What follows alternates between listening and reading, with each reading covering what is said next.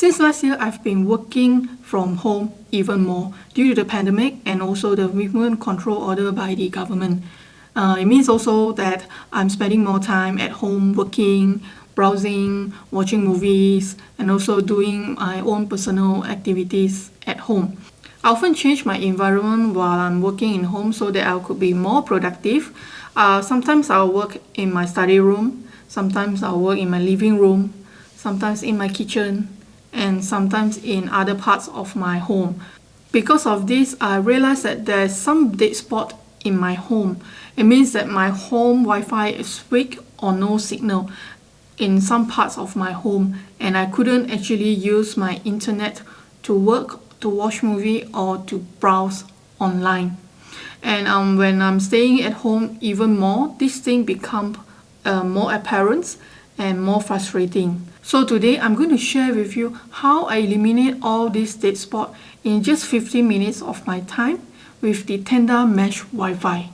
So without further ado, let's go.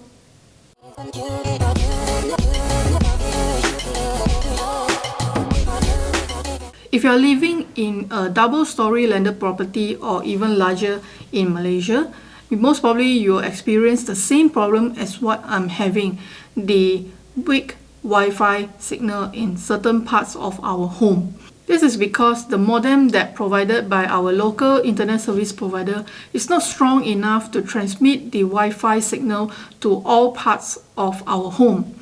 I heard about the Wi-Fi repeater, but I saw a lot of bad reviews online saying that it actually enables to solve all our Wi-Fi dead spot in our home. Later, I found out about the Mesh Wi-Fi.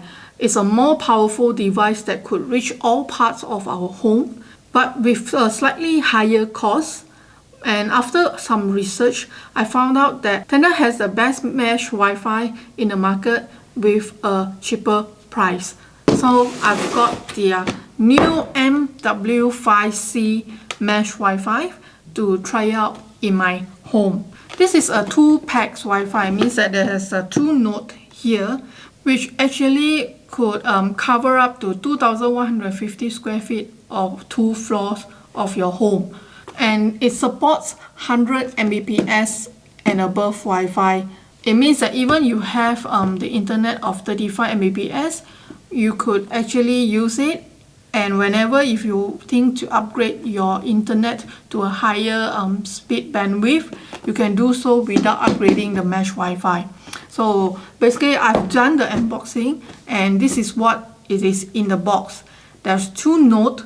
One is the main and one is the second. You can choose either one. There's 2 power plugs for the 2 nodes, 1 LAN cable, and also 1 manual. This Tenda Mesh MW5C is really easy to install. I've tried to install it within 15 minutes. It is done. All you have to do is to plug the power plug and the LAN cable into the one port to the main node.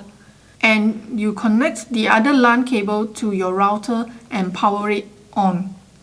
After that, you could actually open up your phone to connect to the node Wi-Fi and set up according to the Tenda's app's instruction. It is recommended for you to use the PPPoE settings where it connects the LAN cables to the router instead of the modem, where you only have one internet line. There's the mesh Wi-Fi in your home. With this setting, you have to get your PPPoE username and password from your internet service provider before you start doing the setting on the Tenda apps. There's another settings called DCHP setting, where you pull out another Wi-Fi line from your internet Wi-Fi.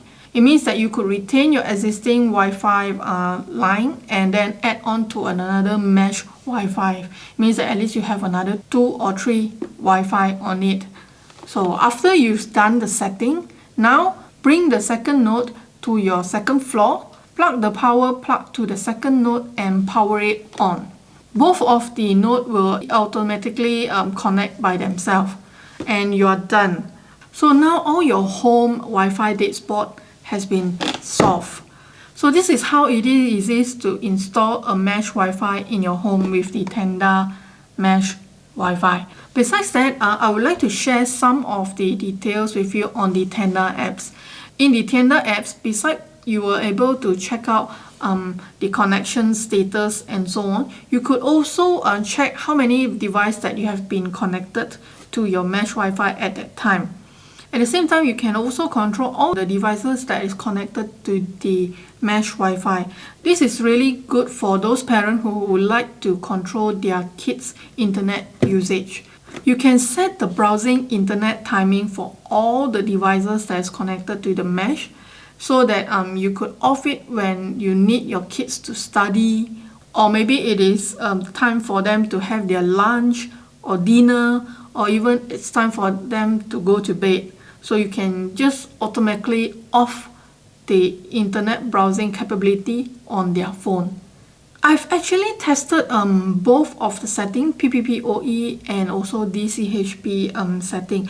Both of the speed are equally good. It depends on what do you really want. If you have already set certain smart devices connected to your existing Wi-Fi and you do not want the hassle to reset the whole thing again, you could actually choose the DCHP format, where there's an additional Wi-Fi that you could connect to whenever you are at the dead spot.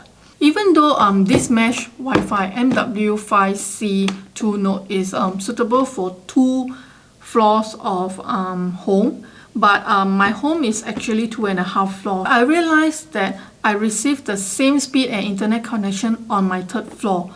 After I've studied it through, I think it is thanks to the beamforming technology in the Tenda mesh Wi-Fi that focus on a wireless signal towards a specific device rather than spreading the whole Wi-Fi signal everywhere. Personally, I prefer the DCHP format because I do not want to reset all my other smart devices settings which is currently connected to my existing Wi-Fi, while I also be able to enjoy a better Wi-Fi signal in my home, especially at the dead spot area with this mesh Wi-Fi connections. So that's all, folks, for my sharing today. I hope you like my sharing on the mesh Wi-Fi that I've bought recently. So if you like all my videos, please do support me by pressing the subscribe button to subscribe to my channel if you haven't already done so. Please do also hit the notification bell so that you could receive a notification on my upcoming videos. Thanks for watching, and I'll see you in my next video. Bye.